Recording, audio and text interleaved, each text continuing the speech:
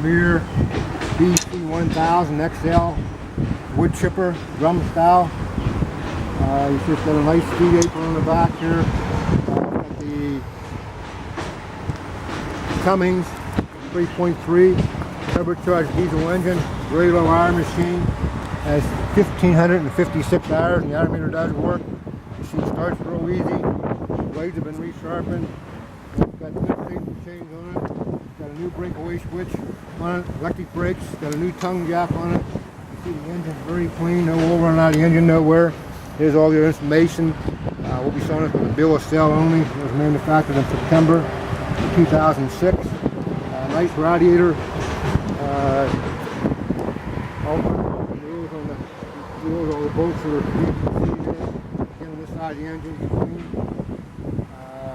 Got the heavy duty feed motor. This is your activation button to turn on the feed rollers. This machine comes from the south, so it wasn't any salt. The other machines are, you see the feed apron, nice condition. Some of the paint on the sides here yet. You see the feed rollers in nice shape, still has some orange paint on the feed roller. We're going to start it up now, run some material through, you'll see how easy it starts.